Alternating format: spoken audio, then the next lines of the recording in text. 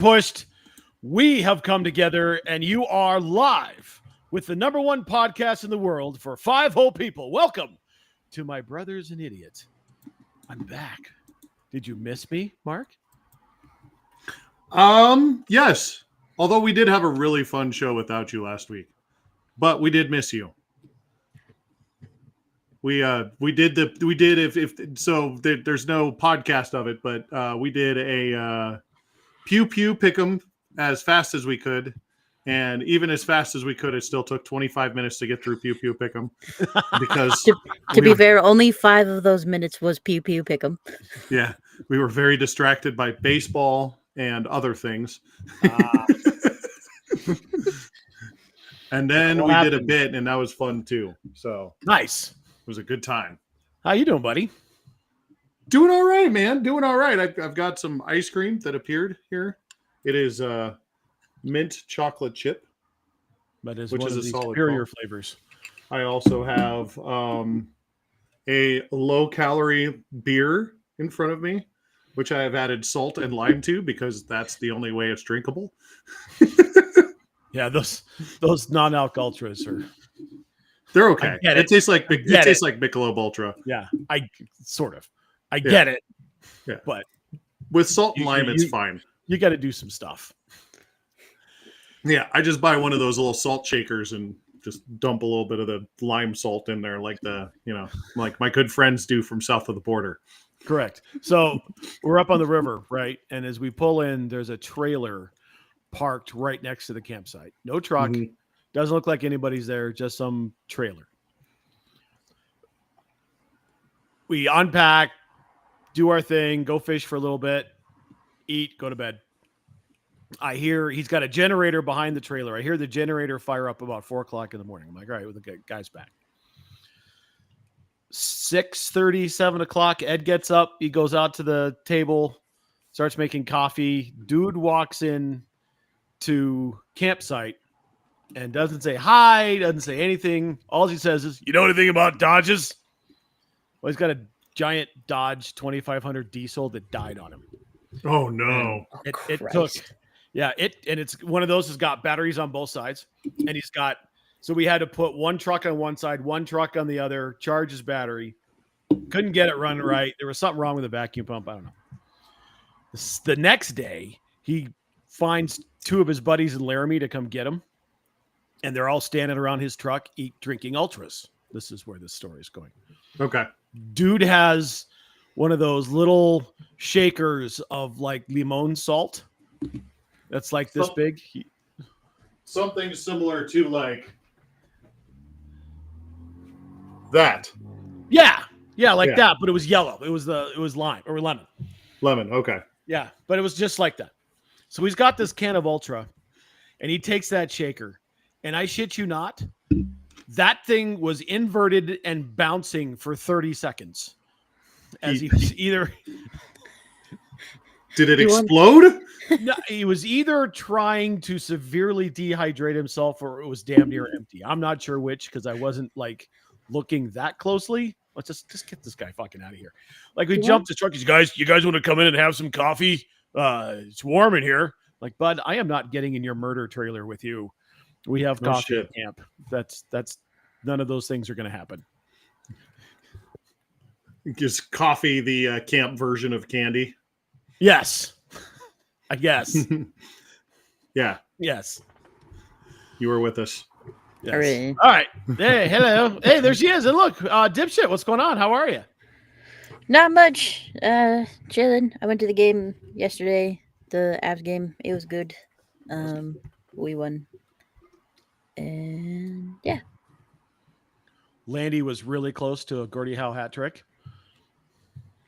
He got that quick too. He almost had a second fight too, except that he was like, oh, the other guy was speaking Danish and I was speaking English.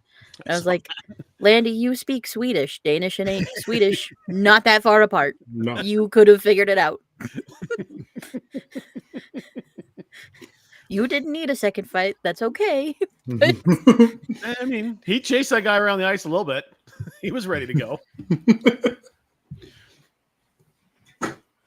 Awful close to that goal, though. That's all he needed was the goal. Oh, well, it was a good game. Always good to beat the Lightning. Vasilevsky, Yeah. Yeah. Zach Right. Brown, John Especially Cooper. with- Fuck that guy. I was with Lightning fans, so it was a good. Haha. Ha-ha! Yes. right. Apparently, they didn't enjoy the 300 section. Is what I Well, was so gathering.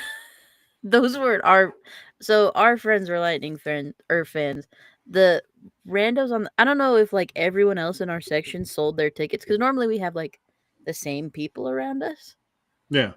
So I don't know if everyone else sold their tickets or something, but the people on the other side of my friends, she was terrified of heights. I mean, like fucking terrified of heights. Boy, she was on all fours trying to get up the stairs to the seats. No fucking way. And then she was like holding on to everything for dear life. And like while she was sitting in the stand, she was like sitting like as far back as she could with like trying to keep her legs up and like turn sideways. And we're like, baby girl, you can't be for fucking real with this. I don't. Had they been to a game before? Do they know what the 300s are? Like, I have don't- questions. At I least they don't weren't at know. Mile High in the 500s. Jesus Christ. No shit. Oh, yeah. Can you being imagine? like row Death sentence in our 32 session. Yeah. in a snowstorm coming down those stairs?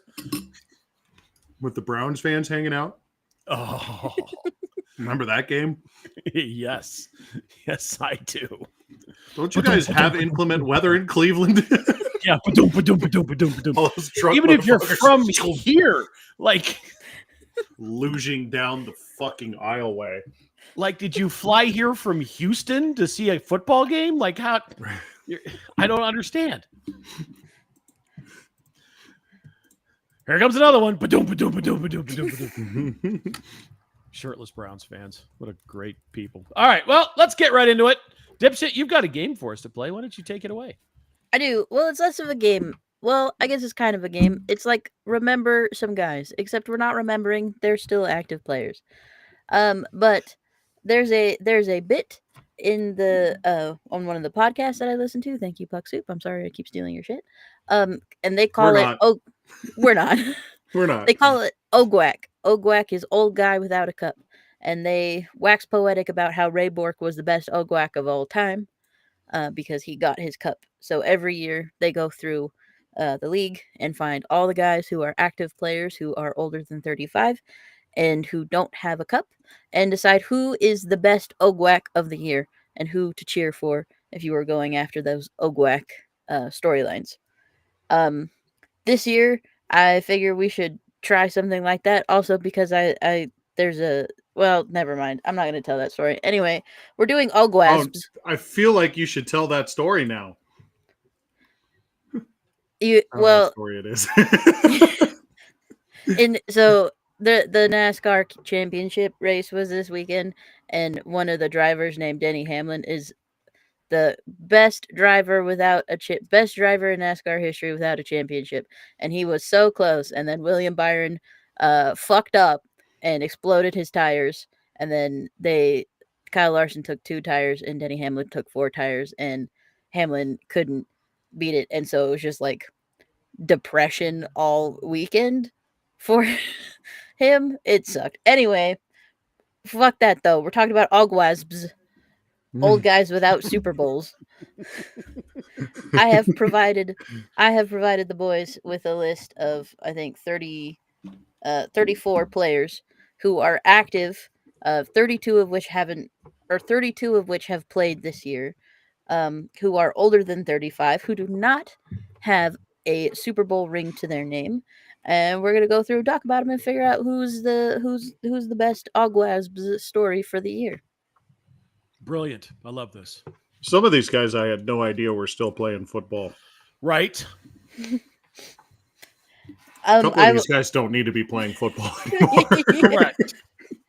I was gonna throw out just to start that there's only one guy older than Mercedes Lewis, who is the oldest guy on our list, and that's Aaron Rodgers.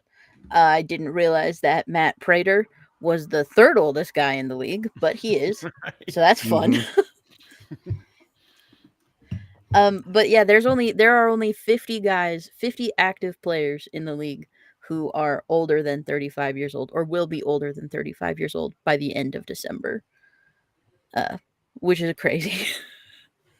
Yeah, that's It's nuts. a brutal game, right? I mean, Mhm. out of 1,500 plus players, I'm sure it's probably a little bit higher than that, but it's a violent, brutal game, and it's not for. You've got to be extraordinarily lucky to play as long as some of these guys have, Yes. and to play as well as some of these guys have. And there's some names on this list. I'm like, holy shit! Yeah, right. There's some Hall of Fame candidates in here too. Oh yeah, For sure, at least 2 or 3. I see 2, Let's maybe see, I got 3. 1, 2, maybe. Yeah, right around there. Yeah, you're right. I think 2. Can But you we'll can go you guys through it, I guess. go ahead and fucking name them? This is an audio podcast. Right. No one has access Calais to our Campbell's sheet. going to be in the Hall of Fame, I think, eventually. 115 and a half sacks, maybe. Trent Williams is a slam dunk.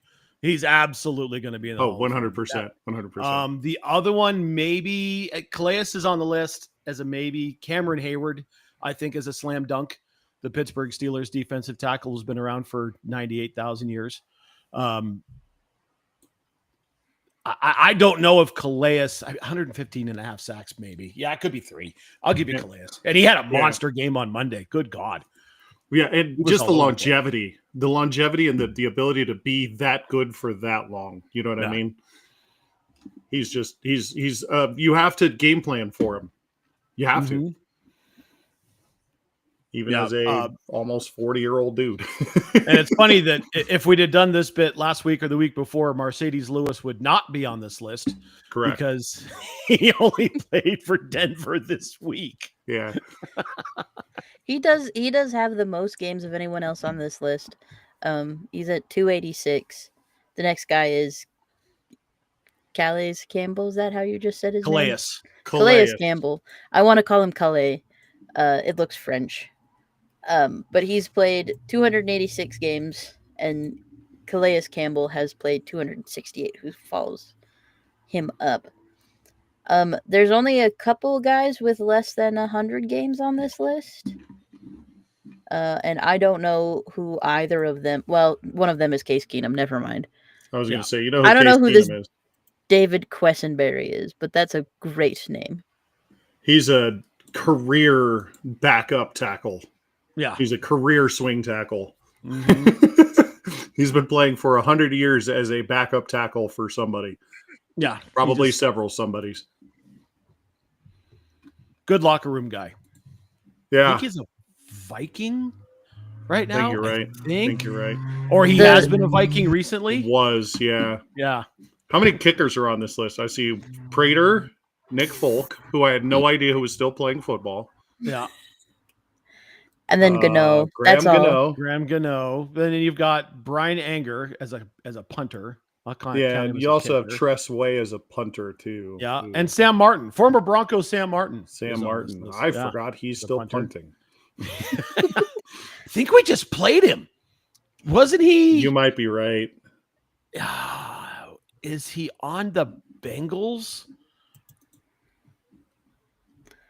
No idea. I mean, who?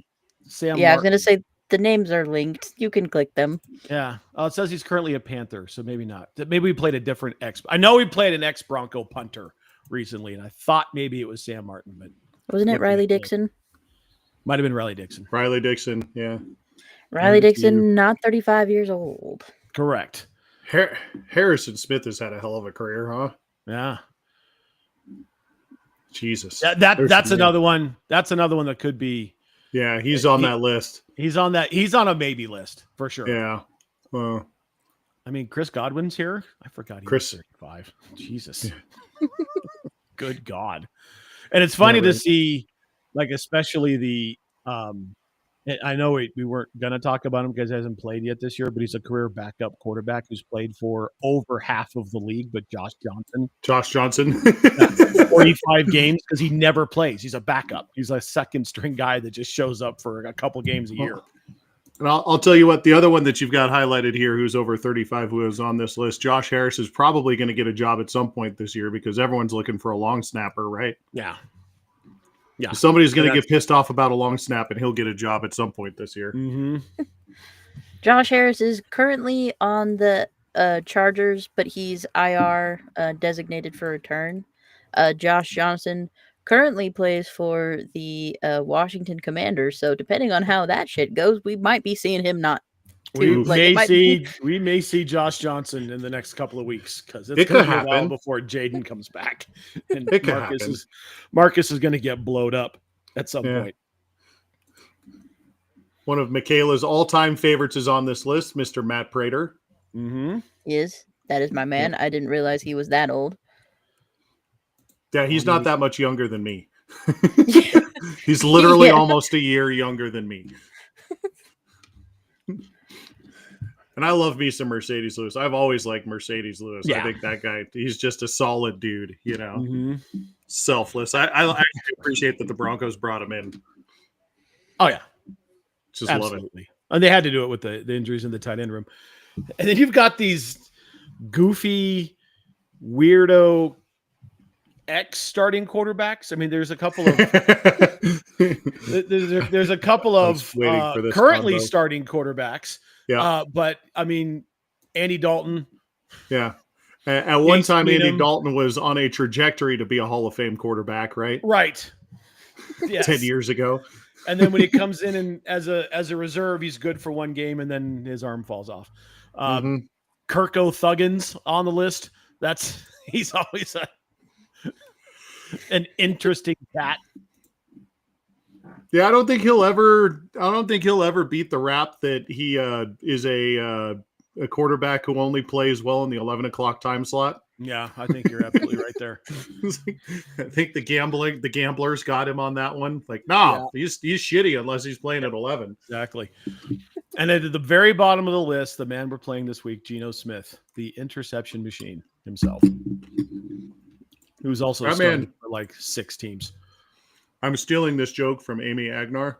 That man dressed up this weekend. Did you see what he dressed as? An NFL quarterback. I saw the video. Amy I will- Agner. I will always support anytime you can bash Geno Smith or the Raiders, Mm-hmm. especially going into Raiders week. She's really good She's awesome.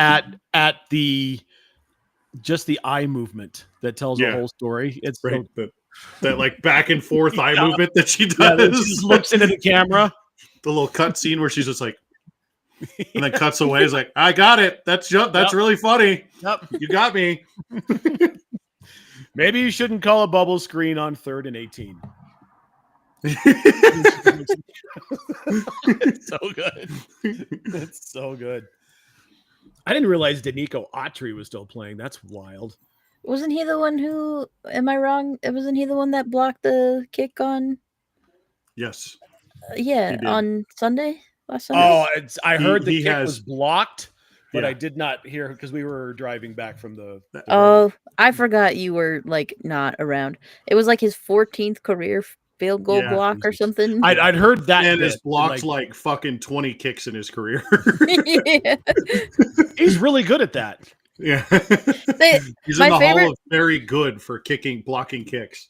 Yeah.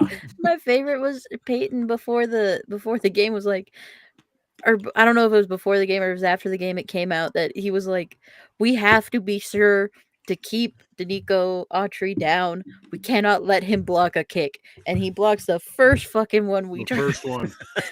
I know Sean Payton's in there like fucking punching air. Oh no, he's Damn it. punching Rizzy. Uh-huh. He's punching his special There- teams coordinator. There's a guy. There's a guy for that punch. Yeah, there's a guy receiving that. He's got a guy for that. Casey Kreider, former Broncos long snapper. Yeah, there's what, And 3 or 4 long snappers on this list. Yeah, I mean, those guys, they don't take any punishment at all. They just 'cause they don't, They- they, you they don't can't get to touch 'em. touch them. Yeah, right. And I still find it hilarious that they make Taysom Hill a quarterback. You know what's funny is nobody lists him as a quarterback, except for, I'm assuming this is Pro Football Reference. So Pro Football Reference in his actual page has him listed as a quarterback, tight end, wide receiver. But on this was just from the frivolities page, so you can see that the stats are pretty limited from what I pulled. Yeah. But yeah. Though I do like that they also have his nickname in as the Mormon Missile. That's pretty funny. Yeah, that is pretty hilarious. Yeah, that's That who he is is. pretty hilarious. Adam Thielen's a good name on this list. Yeah, that guy's had quite a career. Hall of very good. Hall of very good. Very, Yeah. very good. Yeah. just keeps sticking around. Mhm. Do any of these guys have a good Ogwasb's story? Do we think? And why is that list Mercedes Lewis and Matt Prater, and then I think nothing? Yeah, Matt Prater's an interesting one. Who was kicking for the Broncos 10 years ago? It was McMahon. It was McManus. Brandon. It was Brandon. Yeah. I forgot. Yeah. I was like, Brandon I know I'm Brandon missing took somebody. over. Brandon took over after they released Prater after the DUI because Prater was That's right. drafted here Mhm. in 07 when That's he was right. here for 3 years and got into trouble. The best player on this list is Trent Williams. There's just no doubt in my mind. He plays one of the hardest positions. He's been doing it at a very high level for a very long time on multiple teams. Trent Williams, I think, is definitely the Ogwasp of this list. Yeah, but an could make an Ogwasps needs to make the Super Bowl. They need to have Well, a chance. Okay. It's the Niners. If they the get Niners. healthy, they're in the NFC West. Yeah, Anything they're could in happen. contention. They're in Yeah, contention. they're Yeah. having a good season. I mean, not saying that it couldn't happen. If you're looking at it from that perspective, Matt Prater, Cameron Hayward. yeah, and Cam Hayward would probably be the other two. Prater kicking for the Bills and Cameron for the Steelers. Although I don't think that the Steelers are going to go very far in the playoffs because Rodgers is going to Roger. He do be Roger. That offense is just so awful to watch. It Mm-hmm. is not fun. It's It's that what Arthur Mike Smith. wants. It's that Arthur Smith meets fucking Aaron Rodgers spread, and Arthur Smith is just, 2 wide receivers. It's just based offense, and then Mhm. he's got the Rodgers offense, which is 4 wides, and it just doesn't look good, and it's not fun to watch. No. It's terrible to watch. Also, our former podcast host used to be Brian Dable and shaved all of his face, so now he just has the mustache and looks identical. Fucking identical to Arthur Smith. Oh God. And he knows now. He knows about it. Oh yeah, you told him. Oh yeah. Made sure he knew. All right, He was like, "Oh fuck." that's funny. Yeah, I'm going Cameron Hayward. I'm definitely going with Trent Williams and Prater. I think of the group, Prater probably has the best chance because Buffalo's probably the best team of those 3. Question: So- do they have to appear in the Super Bowl or just be on the team? Well, that's what I was gonna ask. How I don't know how it works in football. Are you considered part of the? Is it like baseball where you get a ring if you played a game for them? Yes. Yeah. Okay, so in that case, I would put Mercedes Lewis. Like right. that's to come off the That's an practice easy squad one. at 41 as a tight end, get in a game. He's still on the team. He's just on the practice squad still. Yeah. Like I feel He like could- that's an easy one. He's basically a player coach the rest of the year. He could get a ring. Yeah, that's like because it's like right at the end. That's the other thing. Is it's like it's best when it's like right at the end of the career. Think Bork. Like I was saying. No, I he's- get it. I get it. I get where you're going with it. Quintessential. And this is a good segue into Broncos reaction. What I don't like about, because I'm going to get out of full Delulu mode. I'll get into that mode later. I would love to see some offensive consistency And until I get to see some offensive consistency out of this football team, I do not believe they can win a Super Bowl. Now, are they years ahead of where they should be? Absolutely. They're 7-2, and one goofy ass flag from being 7-1. Right. 8-1. 8-1. Or 8-1. Sorry, I math is hard.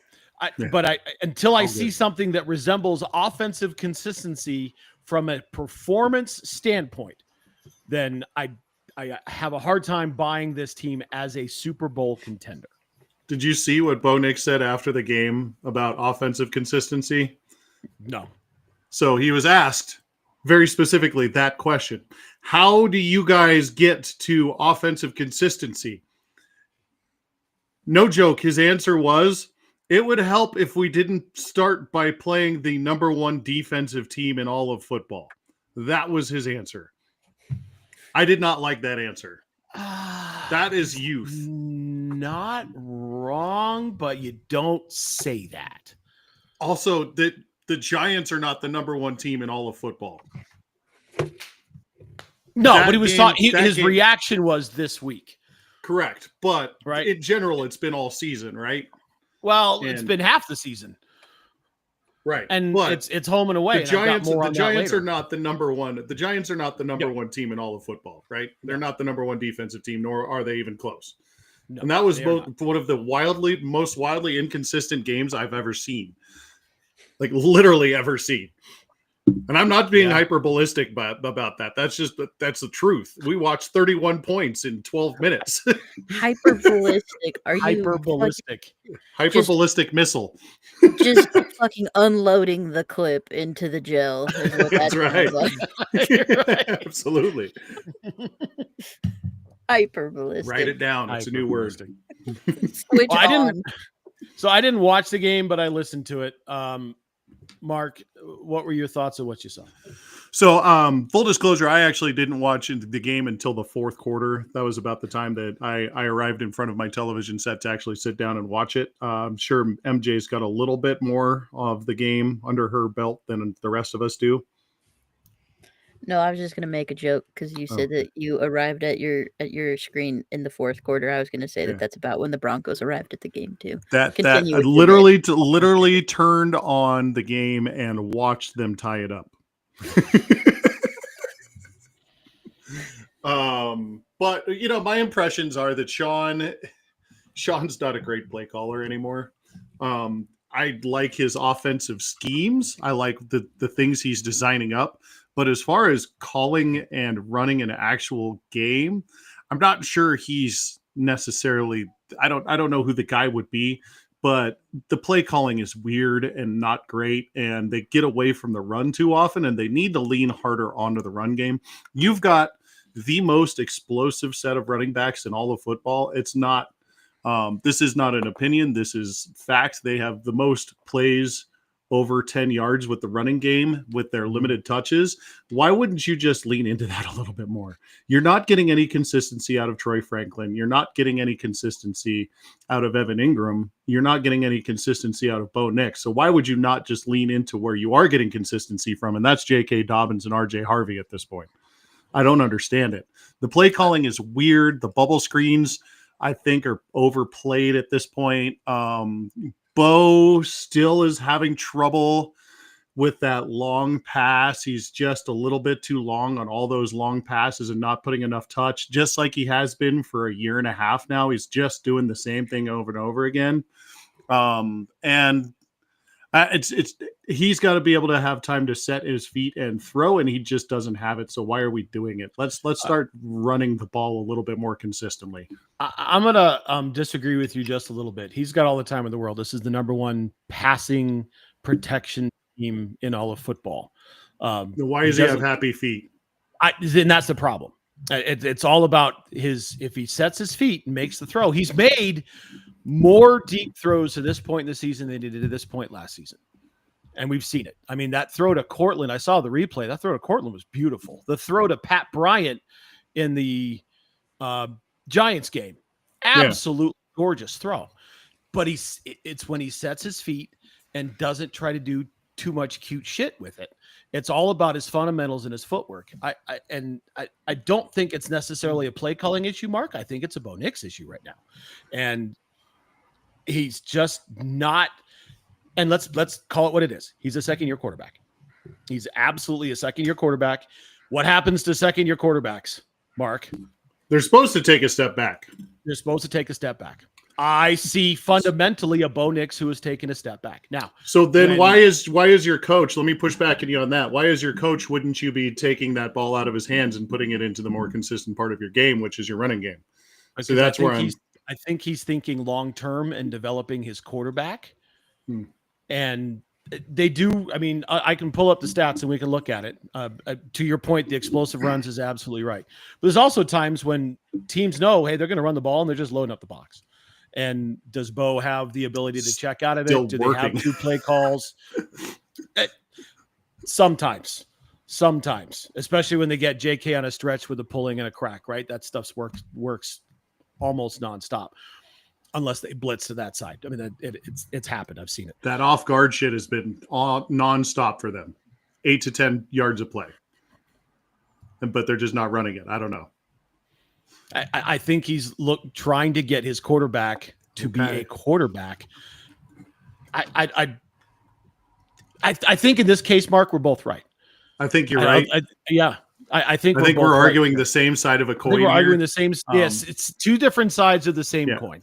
The quarterback needs to be better. The play calling needs to be better to help the quarterback. But I think Sean's looking long term and developing his quarterback, because this is the guy who he has publicly said is the guy. We all heard him in the offseason how good this team was going to be. And that's a ton of pressure. He said it. He said it. Sean said it. I also have to say that Cortland had probably his worst game of the year. He dropped 2 right back-to-back on back-to-back plays that he knows he should have had. Those balls were in his hands. The first one was a little bit long, but he still should have had it. The second one was in his hands. He knows he should have had both of those plays for first downs, and he missed both of those yards. I think Cortland is trying to be a little bit of a leader because there's not really anybody else that's stepping up.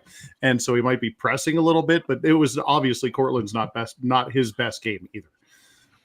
Pat Bryant is stepping up, though. We're seeing a little bit more of the rookie coming here. He's not just a blocking threat anymore like he was 4 or 5 weeks ago. He can actually catch the ball. You're seeing that more and more, and you're seeing Bo Nix start to get more reliant on him, and I'm really liking the development of this kid. As slow as it is, it's going to be really good to see. He's going to be really good. And obviously they saw something in it because they didn't go get a weapon in the trade deadline. Well, I think they tried. There are reports that they did make calls about Jalen Waddle. Yeah. As many teams did, but the report is that the asking price was too high. And I think the problem is that's what I heard. And that's because the fucking Jet set the market with Sauce Gardner, because Jalen Waddle is a legitimate number 1 threat. And if you're asking 2 1s for Jalen, I like him. I like him a lot. Do I like him for 2 firsts? I guarantee you that George Payton isn't going to get rid of 2 firsts the rest of his time on a single trade in Denver. Just won't happen because of what happened with Russ. Well, and isn't he a rental anyways? Doesn't he? No, his extension kicks in next year. Oh, that's right. So he's still under contract for another 3 years then. Okay. Yeah. So they had the cap space to bring him in. They've only got about $5 million in space. So they could have fit him in under this cap. His big extension kicks in 26. Okay. Yeah. I couldn't remember if he was a rental or not, but 2 firsts for a rental would have been awful. Yeah. Absolutely TF not. Yeah. George isn't unleashing any more big trades like that, I don't think, in his tenure here with Denver after the last one. After 2 firsts and all that nonsense and a first for a coach. Yeah. That's just no. Yeah. The coach is working out though. As much as I give Sean Payton crap for his fucking inability to, dude, follow your own game plan. Your own game plan says run the ball more. Your own game plan. You've showed it on your play sheets. You talk about how you want to run the ball all the time, and still you've got the number 1 rushing attack in football yards per carry. You've got the most explosive runs, and you're just not doing it. I get it. I get what you're trying. And Matt, you're absolutely right. He is trying to put He's trying to make Bo the greatest thing ever, right? He's trying to prove everybody that he was right about Bo Nix. That's what he's trying to do because that's Sean Payton. That's Bill Parcells' ball. But when you're statistically seeing those things, that you're getting all these 10-plus yard plays and you're still just not sticking with what's working, I just don't understand it. It just doesn't look good to me. But anyways, he's a good coach. I like it. He's better than the last 10 jabronis we've had. So, including a defensive coordinator who's correct. currently on the team. MJ, what else do you think? Whose your name has something to do with that Correct. same coach. Correct. I watched the majority of the game, but the race did come on as the game was going, so I was kind of paying attention to the race. It sucked for a lot of it. It was bad to watch. It was a bad time. And then it was good, but not great. And then it was fine, and then we won. So that's good. I did click into the Football Reference page for the Broncos, and I didn't realize that Riley Moss is now injured, and also Will Lutz is sick. So here's hoping that unfucks itself tomorrow. Otherwise, this might be a scheduled loss. He's He listed wasn't as on the- questionable. He wasn't on the injury report I saw today. Riley. Who, Will Lutz? No, Riley. I didn't see Riley Moss, but yeah, Will Lutz has been on he's questionable. Okay, I guess this is the injury report from Monday. Let's see Why what does this not- DenverBroncos.com says, shall we? This is great radio. I should talk about it. We're all Okay. typing and nobody's talking. Let's see. So we've got DJ Jones unspecified, PJ Locke questionable, Marvin Mims out, Nate Atkins out, Pat Surtain out. We knew about that. Riley Moss is listed on the injury report. He was a full participant in practice on Wednesday, so I am assuming he's good to go. Yeah, no status. Will Lutz was also a full participant today in practice. So I'm assuming he's going to be fine, especially if it's an illness. PJ Locke and DJ Jones were also full participants in practice. Jonathan Cooper, John Franklin Myers also listed on here as full participants. And Brandon Jones as well is listed as a full participant on Wednesday's practice. No updated status, though. The Raiders have a very short... The no updated status means they don't have a status. Means they're in. Yeah, They're right. not. They're They're not good. probable. They're not questionable. They're not. They're playing. They're good. But they have to list them on there. Well, yeah, because of the participation bit from earlier this week. And let's be honest, it's a short week. Did they really practice? They probably did some walkthroughs. There's not a whole lot of hard practicing that happens the day after a game or 2 days before a game. Then that takes you through Wednesday. Guarantee you they weren't wearing pants or pads all week. Correct. They weren't wearing pants. They were just Football Winnie the pants. Poohing around. Oh, okay. Did you just get excited about just seeing a bunch of No, I did. It was just Winnie pooing around? You got I just- sad. didn't know that they. Why would you say it pants or? Of course, Because they just wear fucking like gym pants. shorts. They just wear like gym shorts. Yeah, those are fucking pants, dog. Like, But they wear like their football pants and their shoulder pads, or they just wear just like gym shorts in like their jerseys. So they call it wearing pants. all right, it's weird. Gym shorts versus the dumb football tights. Right. All right. So at the end of the day, we need more offensive consistency. The defense is awesome. Dre Greenlaw's the thumper. The rookies are playing well. Jade's getting some good looks. Yeah. I did also want to call out. They went after Chris Abrams' drain early and then stopped because he stood up to that too. And Nico Collins is a hell of a cover for anybody. I mean, at 6'4", 220. He did great. Dear God. Yeah. He's a monster. He's an absolute monster. He's Jamar Chase without the speed. But he's still fast. He's Right. just not Jamar Chase fast. But Right. No, but he's just a giant man too. yeah, big son of a gun for sure. You know, it makes me wonder what would have happened had CJ Stroud not been injured in the first quarter of this game. I think that changed a little bit of the dynamic when you're having to face Davis Mills versus CJ Stroud. It might not have been as easy to come back in the fourth quarter when you're only down 8, you know? I don't know. I mean, Davis Mills CJ played pretty hasn't been- well. Yeah, he did play pretty well. But This I is mean, the number still, one defense inside the red zone in terms of giving up touchdowns. There's a big drop off between CJ Stroud and Davis Mills. Athletically speaking, I think you're right, but Davis Mills has played a lot of football. He's a perfectly cromulent NFL quarterback. He could start for a few teams in this league. The biggest issue is Nico Collins has been hurt the last couple of weeks. Yeah. I don't think Davis Mills has any continuity with him. At least, you know, CJ Stroud has played with him this year. And that, you know, I'm just, you know, just weird things that happen throughout the game that if they would have played out differently, I don't think that game is that easy to come back from, you know. Could be. But it's either neither here nor there. You won the game. Won the game.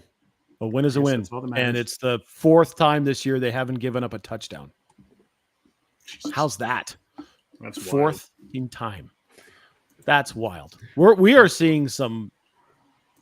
I don't want to go back to 01 yet. I don't want to go there yet, but we're definitely seeing some shades of 2015. Yeah. Michaela, Yeah. you're like, what happened in 01? The Baltimore Ravens. That's what happened in 2001. The I Ray Lewis saw one. the wheels. Yes, I saw the wheels spinning. The Ray Lewis, Ed Reed. That crowd. I mean, yeah. who do you Tony pick on? Siragusa. Like you've got the Right. one of the best defensive line I've seen in a Broncos uniform since the 90s. Like 2015 was great, but you had Von Miller and then you had Von Miller and you had what was the Wolf? You had Derek Yep. Wolf on the other side. The guys in the middle were kind of nameless. This is not that case. You've got, Jonathan Franklin Myers and Zach Allen destroying motherfuckers up the Mhm. middle on almost every play. And I Mhm. haven't seen anything like this Yep. since that defense you're talking about. And that was only one dude in the middle of that defense in 2001 that was destroying it because they played in a Well, different style of defense. No, that was a 3-4. They played a 3-4. I thought they played a 4-3 with a nose tackle. I thought it was a 3-4. I could be wrong. Because was it Tony Siragusa sitting in the middle of that defense? Yeah, Goose lined up a lot of times at 3, but I thought that was a 3-4 with Ray Lewis at one middle and Suggs playing outside. Suggs. Yeah, What Terrell did- Suggs, an absolute terror of a human being. I think he went to Arizona State. I think you're right. You're That absolutely right. That would make my coworker happy. He likes Arizona State. That fucking defense was insane. Yes, it was.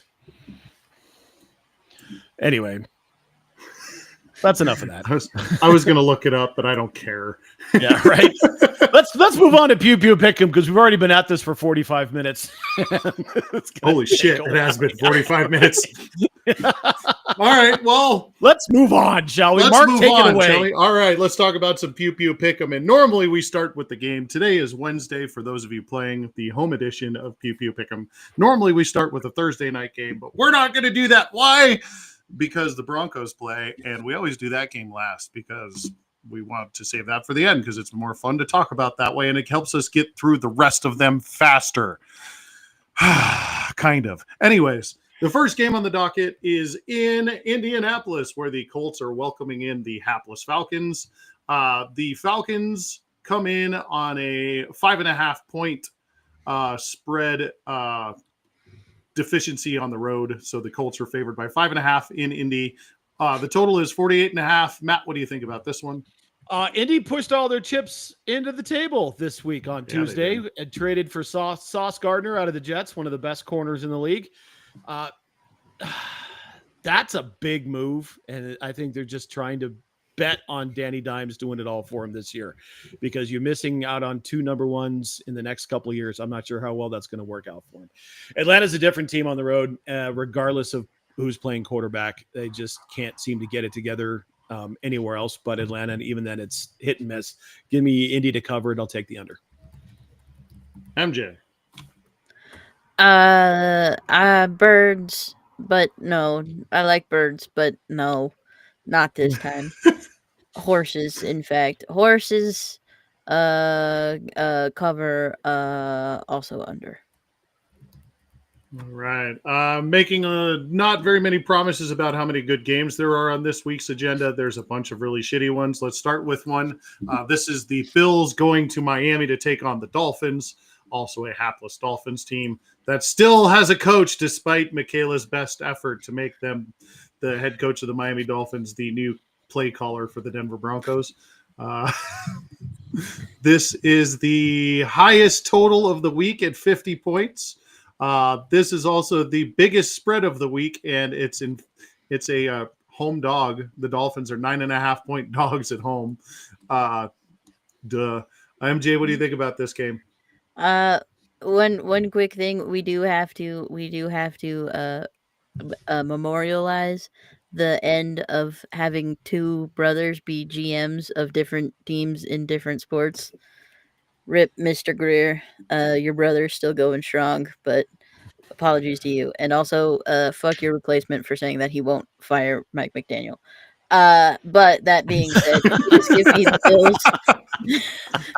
Please give me the Bills by 75. Thank you.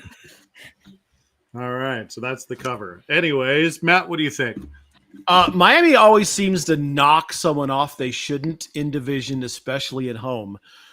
But that usually applies to the Patriots. They've completely checked out. They couldn't score against Baltimore's dog butt defense, and Bills are on a roll after knocking off Kansas City last week.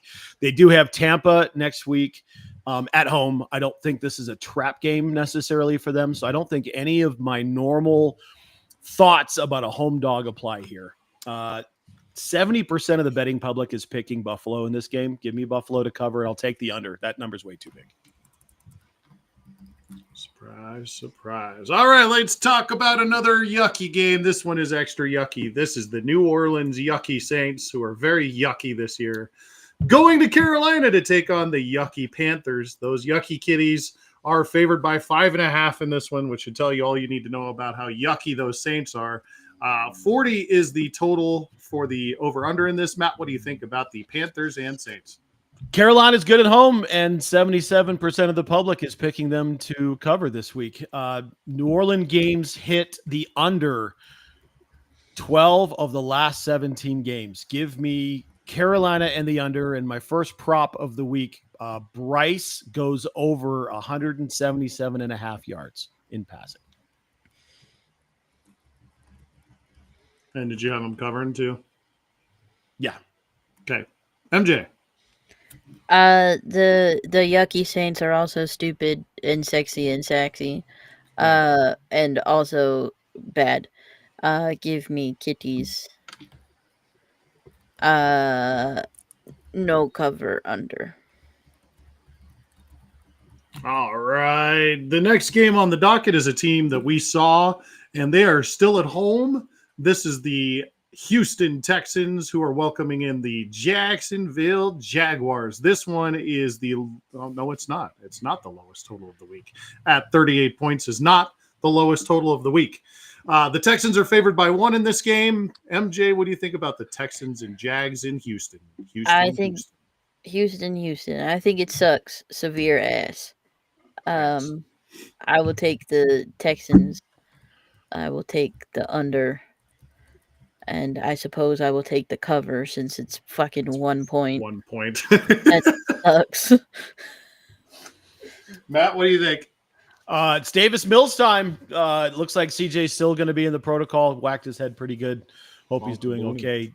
Jacksonville on the road in their games have hit the under 5 of the last 7 times. Give me Houston and the under. Lots of unders from Matt this week. Let's talk about the Giants and Bears. Why? Because we have to. This one is in Chicago. The Bears are favored by 3.5 at home in this one. The total is 48 points in this game. Matt, I'm going right back to you. This over is stupid. New York Giants are a dumpster fire. They don't play very well on the road. It does look like Chicago can score at will, but give me Chicago to cover at home. I'll take the over. Sure. I'm 48, whatever. MJ. I do not believe in Caleb Williams' supremacy, and therefore I will take the Giants. I will also take the under. Hooray. I think the over is going to hit in that game. Both of those offenses are, and both of those defenses are not very good. Hammer that over in that one. Let's talk about the Ravens and Vikings, shall we? This one is in Minneapolis. The Ravens are getting welcomed, probably not welcomed into the stadium very well, but it's the surrounding area because those people from Minnesota are pretty nice. This total is also at 48. If you thought that was stupid, we're going to carry on to a stupid number here.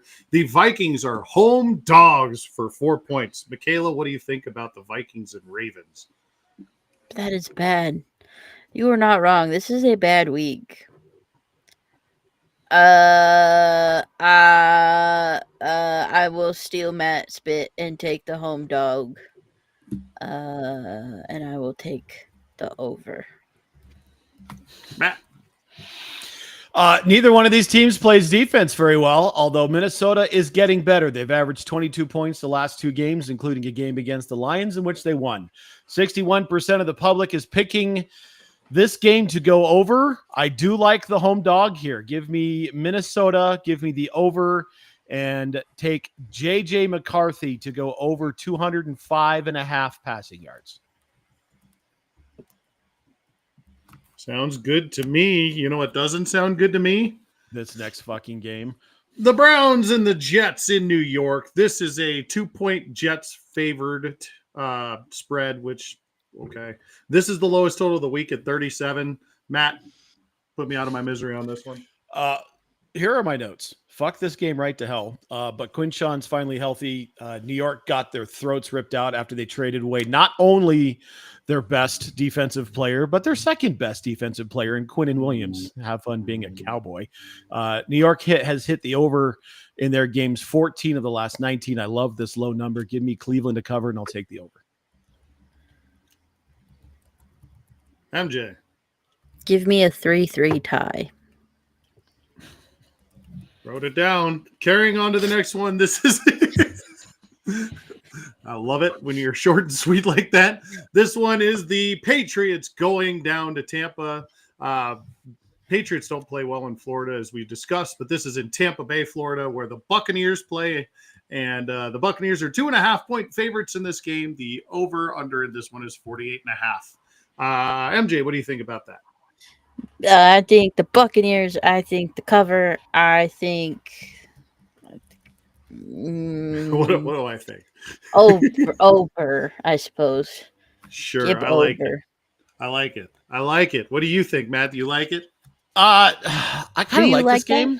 I kind of like this game. The game could go a long way to prove the reality that is Drake May. No Bucky or Godwin have practiced this week for Tampa Bay, but they can still run an effective offense. The problem for New England is their top corner, Christian Gonzalez, is out with a head injury. 70% of the public is taking Tampa Bay to cover. Give me the cover and the under here with Tampa. Yes, MJ. Are you making that up because you have said 70% every time you've brought up the number of the public? No, I said 61% the time last time, 77% in the New Orleans game. I'm literally pulling these off of verifiable sources, which I will not divulge, but I am not making them up. I thought you said 70. You said 70 a few times. No, I said 61% last time and 77 the time before that. It's literally right here on my screen. I'll share it. You want to see it? No, I don't. I don't give a shit. Well, clearly you do, because you're asking. You keep saying 70, dog. No. Whoa. Oh, Wow. God. Oh, God. I hit the wrong damn button. Count your mustache hairs.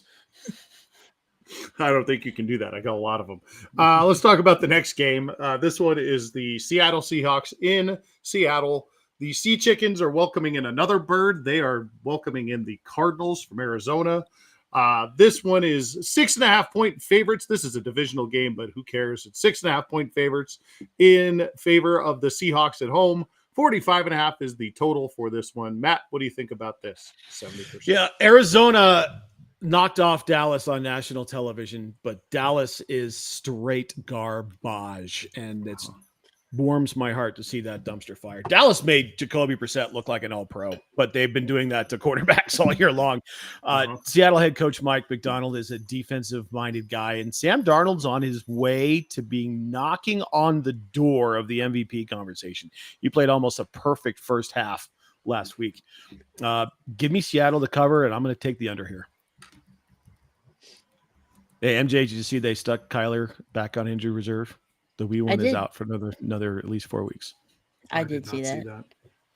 I did not see that. MJ, what do you think about this game while we're talking about it? I think 70% of the Bird Bowl is going to be won by the Seahawks. I think they will cover, and I think they will take 70% of the line. So under.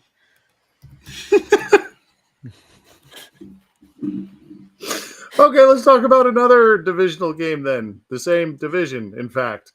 This one is the not St. Louis Rams, because Kroenke is from St. Louis and decided to move his hometown team from St. Louis to Los Angeles. So the Los Angeles Rams are going to Santa Clara, California, where the San Francisco 49ers play. If you're confused, it makes sense. The 49ers are 3.5-point home dogs in this one. 49.5 is tied for the largest total with the next game we will be talking about.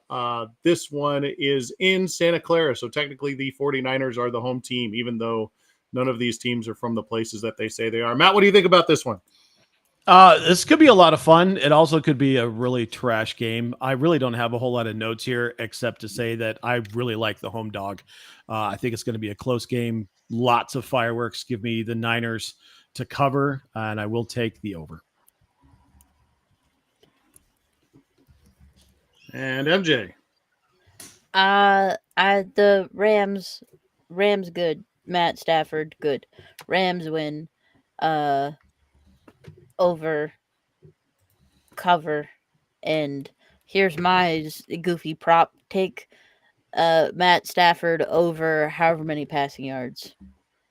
However many passing yards they say, take that one. Yes, over. You want me to get that for you? Take your time, but if you don't mind looking that up, we'll go carry on. I'm looking it up. Yeah, okay. You start with her next. It'll take me just a moment. Yeah, she's next up, which is why I was just going to say, just take your time, and we got this one. So the next one is actually going to be a lot of fun, but just kind of like, fun, but not really like, yay, fun. This one is the Detroit Lions going to Washington to take on the Commanders. This is an 8.5-point home dog in this one. This one is also tied for the largest with the previous one, so it's 49.5. MJ, what do you think about the Commanders and the Lions? Unfortunately for the Commanders, I believe we see Josh Johnson this day, and I think the Lions win, and I think the Lions cover, and I think it under. Physically. Matt, did you have that yards? Yeah, I put in the chat. It's 261.5. Okay. 261.5? 261.5. Damn. Hell yeah, brother. Everyone believes in Matt Stafford. Fucking 300-yard game, apparently, for Matt Stafford. Amen. He appears. I believe in Matt Stafford. Clap. Jesus. We are all Pavlov's dog. Matt, what do you think about the Commanders and Lions? I like a home dog. I really like a home dog. However, no Jaden. Their top corner, Marshawn Lattimore, is out for the rest of the year with an ACL. And Bill has been running in mud for 3 weeks. He's getting ready to hit the waiver pile on both of my fantasy teams that nobody cares about. Detroit's still having some defensive issues, but there's not a lot here that scares me for them. Give me Detroit to cover. I will take the under as well.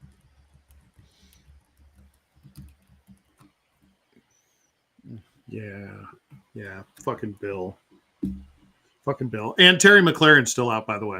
Let's carry on to the next game. This one could actually be, the next couple of games are actually going to be a lot of fun, I think. The next three. all for very different reasons. The first game on the docket is the Steelers and Chargers. This game could be a lot of fun. The spread is in favor of the Chargers at 3, which means the line hasn't moved from where it was. They're fine with the 3-point home spread. 45 is the total for this game. Matt, what do you think about this one? I don't know what to make of fucking Pittsburgh. They look average for weeks, and then they go and turn over dimes and the Colts 5 times in a game. Like I just can't put my finger on what they're doing. We talked about it earlier. That offense is garbage. It's just no fun to watch. So hard to watch. Yeah, I don't like an East Coast team traveling to the West Coast. As you know, Pittsburgh's pretty awful close. They're definitely flying over 2 other time zones. The problem for the Chargers here is that Joe Alt is out again, and he's out for the remainder of the season, suffering a high ankle sprain on the same ankle that now requires surgery. They're at home. LA has hit the money line, 7 of the last 11. Give me the Chargers to cover. I'll take the under. MJ. Stoppable force meets movable object. Chargers cover under. Yes. Chargers no cover under. Chargers no under. Okay, perfect. Let's talk about the Monday night football game, and this one actually is probably one of the better Monday night football games of the year. This is the Eagles. This is the Packers. This one's in Green Bay. The line has moved slightly to 2.5 points in favor of the Green Bay Packers. 44.5 is the total in this game. MJ, what do you think about this one? I think this one will be fun to watch. But specifically, it will be most fun to watch if you are a Eagles fan. I believe it will be Eagles. I believe no cover and over. Yes. Mateo. If the Eagles win, they cover because the Packers are favored. I had it for the rest of the game, though. You did. You did. Here's another like schizophrenic football team. What do we do with Green Bay right now? At home against the Panthers, and they put up that kind of an effort. Matthew Golden, their stud rookie wide receiver, is hurt. He's going to be out. Josh Jacobs does not look like Josh Jacobs. And here's the problem with this game for Green Bay. Jordan Love struggles against a dominant front 4 passing pressure.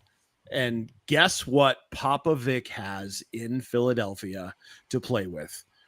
A dominant front 4. This is not, I think, going to go well for Green Bay again. Philadelphia wins. I'm going with 66% of the public and picking the over. 70%. You rounded up. I didn't say that. All right, it's time to go full Delulu. Are you ready for this one? This happens tomorrow night. If you're listening in the future, it probably already happened or is happening currently. But anyways, we're going to talk about it now. And this one is the biggest home spread of the week. The Raiders are coming. They came from Los Angeles. They went to Oakland. They went to Las Vegas. They're probably on their way somewhere else, but right now they're in Denver and they're going to play the Broncos, and the Broncos are favored by 9 at home. Total in this one is 42 points. MJ, full Delulu me. Full Delulu. 9 is not enough. Broncos by 100. Yes. And I don't think that's as hyperbolic as it sounds. As a hyperbolistic. Yeah, that's the term we're using. And the Goon Squad will be in the attendance for this one. We will be there for this. Matt, go full Delulu on me. Tell me what's going on in this one. Vegas is just no good. I think we all know by now that a Chip Kelly offense in the pros just doesn't work. I don't know what Pete's looking at. I don't know what they're doing there. However, if you're not taking, there's going to be a couple of props in here, so pay attention. If you're not taking Brock Bowers to go over 65.5 yards in this game, you're out of your damn mind, because we all know what the last 20 years of Denver Broncos defensive football has looked like. They seem to lose tight ends all the time. Denver's a much better scoring team at home. They score 31.3 points per game at home versus 20 on the road. I think more of that's going to happen. They've also won 9 straight at home. A win here makes it the first time since 2015 that a team has won 7 in a row in a single season. Does anybody want to fathom a guess as to what that team was? I'll give you a hint. It wasn't Denver. In 2015, 2015. 7 games in a row. 7 games in a row. When I tell you, you're like, oh yeah, that's right. It's probably like fucking New England or some shit. Carolina Panthers, my friend. It was the Carolina Panthers the year we beat them in the Super Bowl. Oh, that's fucking right. You're absolutely right. I forgot about that. They went on. They were a very they good go, football team that year. Didn't they go like 14-2 or 15-1 that year? Just fucking destroyed the NFC. Cam was the MVP, and then he got his soul ripped out in Super Bowl 50. And has been doing street fights, right? Well-dressed street fights ever since. Correct. Here's another prop for you, and there's going to be a couple of streaks also coming up, so pay attention. Bo Nix has thrown a touchdown pass in 17 straight games. It's the second highest active streak in the league right now. If you don't take him to go over 1.5, which is the current line that I saw, you're also nuts. And he will join Lamar Jackson as the only other quarterback to have an 18-game streak throwing at least 1 touchdown pass. Final streak of the day. Denver is 0-10 against AFC West opponents in primetime. Would you like to know when the last time they beat an AFC West team in primetime was, Mark? Take a guess. Fucking like 2017 or some shit like that. It was week 1 of 2017 when Vance Joseph was having the time of his life. That's right. Tied it all together. I put some thought into this shit. Denver's going to cover. They might just hit the over on their own. God, that would be nice. That would be so nice. I'd love to just see an annihilation like that of like 35 points. You know? Just get out of control right away. Yeah. And they just traded be a big fuck Myers. So now you've got Tyler Lockett and Brock Bowers. They don't hand the ball to Genty. They've got one good defender. That matchup between Crosby and Garrett is going to be fascinating to watch all night long. It's just going to be a lot of fun. But this Oakland team is just straight trash. Hi, Sarah. Oh, a wild Sarah appears.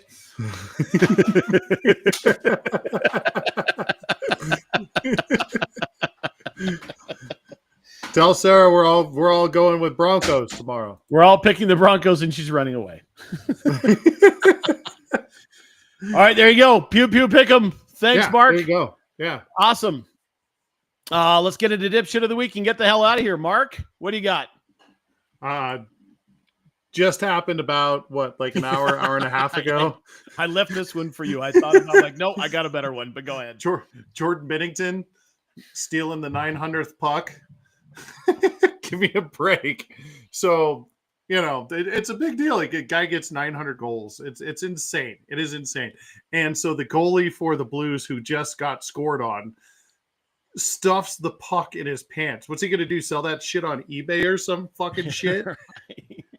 Give me a fucking break. And then the referee caught it and it's like, come on, man. You have to give that thing back. Right. Good thing there's cameras everywhere because it's 2025, you piece of fucking trash. Yeah. Jordan Binnington, you are my dipshit of the week. Water bottle throwing bitch. Fuck that guy. Just a fucking baby, man. Just a fucking baby brain. Get all in your feelings because you gave up number 900. I'm going to hide it in my jockstrap. Fuck off. MJ, save me. I forgot I muted myself. Once a show. Yeah, Almost once a show. Although you didn't do it last week. Yeah.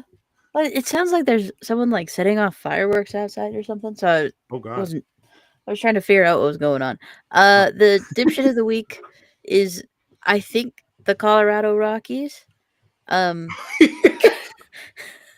It's so last week or this weekend it came out that the two front runners for the GM position that everyone was like, those are good front runners for a GM position, are suddenly no longer in the running, and they don't know why they are no longer in the running, and no one knows who is in the running, except multiple reports that Adam Ottavino has called the Colorado Rockies and been like, "Can I manage?"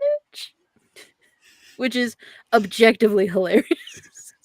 The dude he just stopped pitching. He just stopped pitching. He's been hanging out in the bullpen for 20 years. What does he know about managing? His negative management experience. The thing he's most known He for answers the phone.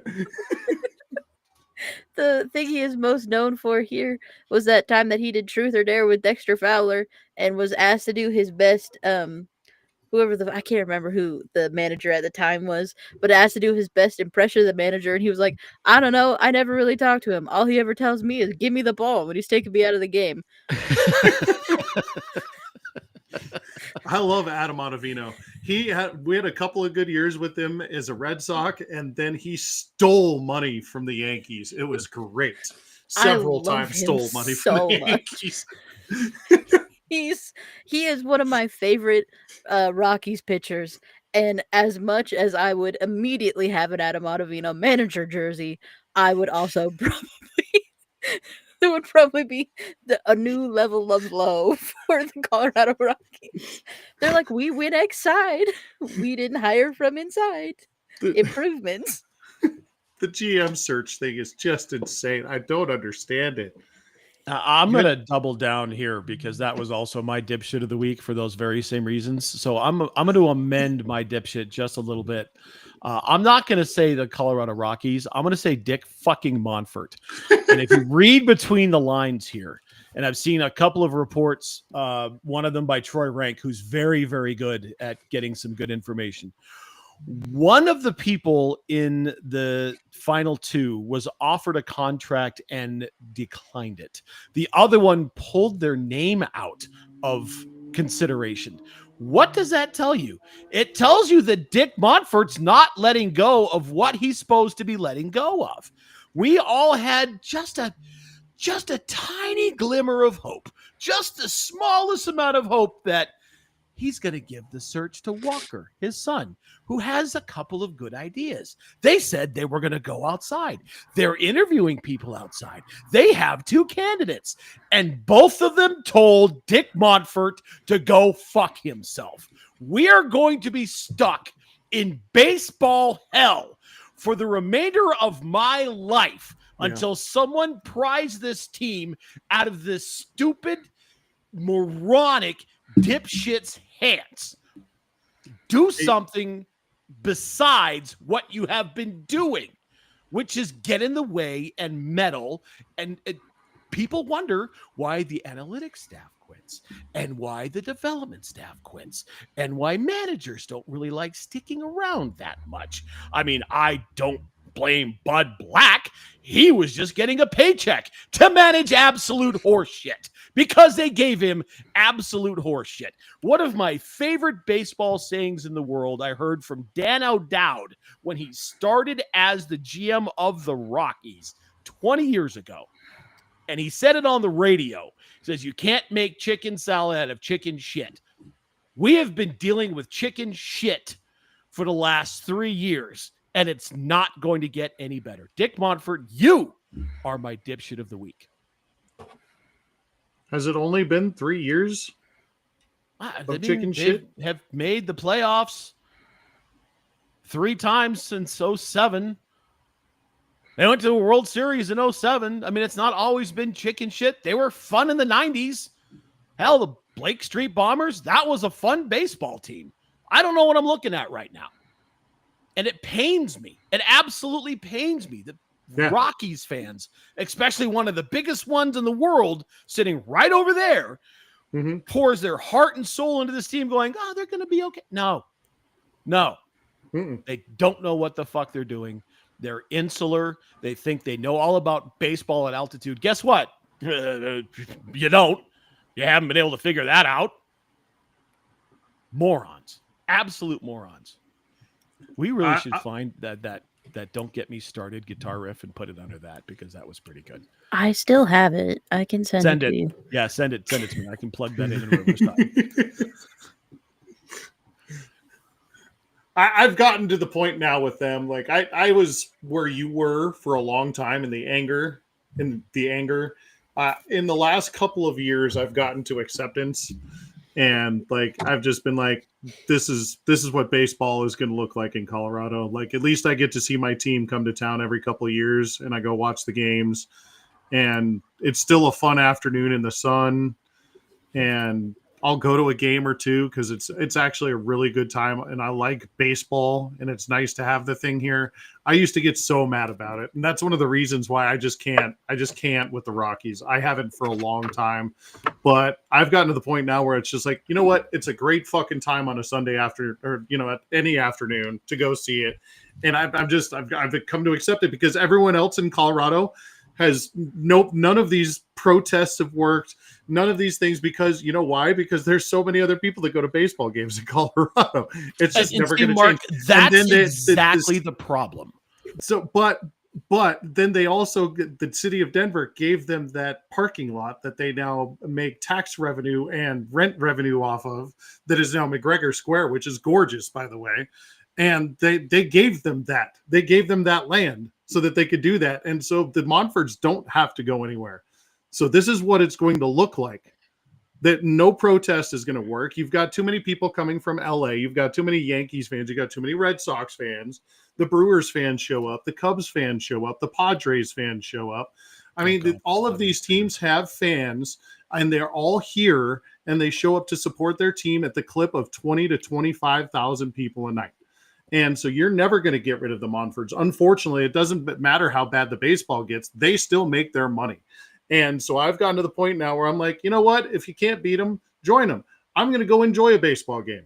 I'm not going to worry about the product on the field because I'm still enjoying a Sunday after, some summer afternoon at the ballpark, and I get to do it at a gorgeous park. And I get you. I am upset about it too. But I'm also going to have a good time when I go because I'm so over just being upset about it, and there's not a goddamn thing we can do about it. Nothing we can do about it. The only thing we can do, and I just said it. And I'm not blaming you, because there are millions of people in this town who feel the exact same way that you do, who are baseball fans and are just like, it is what it is. Fuck it. I was mad about it for 10 years. That's the problem, because they don't give a shit. And I'm talking about the Monforts when I use that phrase. They don't give a shit because they're making their money. And people are like, it's a cool place to go watch a baseball game. Maybe I'll get to go see Shohei. Maybe I'll get to go see the big dumper. Maybe I'll get to go see insert name of Red Sox here, right? The problem is that the apathy of the average baseball fan, because of the shit they've been fed for however many years you go back, like, it is what it is. And I too enjoy going to a baseball game. It bothers me when I go and spend money at a baseball game because I'm putting money in, because I'm thirsty, right? I'm hungry. I would like a funnel cake.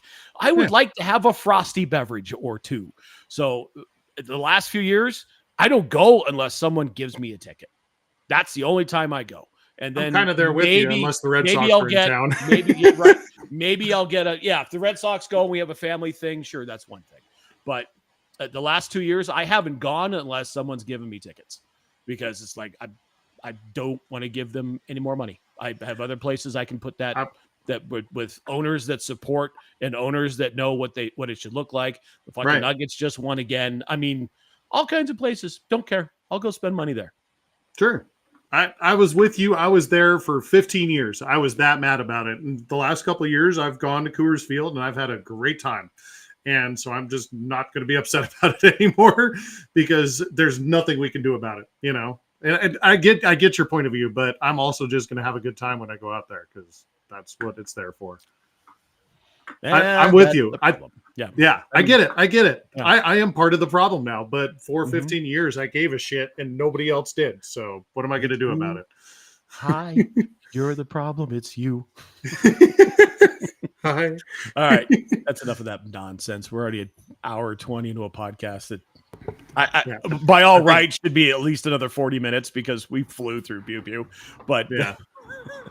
We were 45 minutes in before we even started Pew Pews. You're gone. All right, let's talk final thoughts, talk about the things, pimp the stuff. Mark, take it away. Not this weekend, but next weekend we'll be at DakuCon in town. So if you guys are out there, we'll be at Daku. It's an 18 and up con. That's in the Denver area, so check that out. We'll be all over there for that. And what else is going on? Thanksgiving in a few weeks, so that's going to be fun. Whole squad will get together. That'll be a good time. And yeah, that's all I got, really. MJ? I just found the flash drive that has all the old shit. Oh, nice. There is some shit in here. I don't know why I saved some of these as I saved them as drops. One of them is just Mark saying goo goo goo goo goo goo over and over again. One of them is 2021 called. They want their drops back. Oh my god, I want these. One of them is a minute and a half of us telling dark jokes that I'm assuming we had good reactions to, and so I saved it, but we couldn't put it in the episode. I have 5 versions of the old technical difficulties drop. Oh, I remember that. Oh my god! A few minutes later.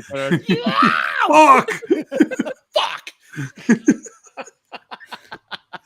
Drop those in a Google Drive, please. They're not gonna. I'm gonna have to drop you the fucking flash drive in your hand, dog. These are not going to a Google Drive.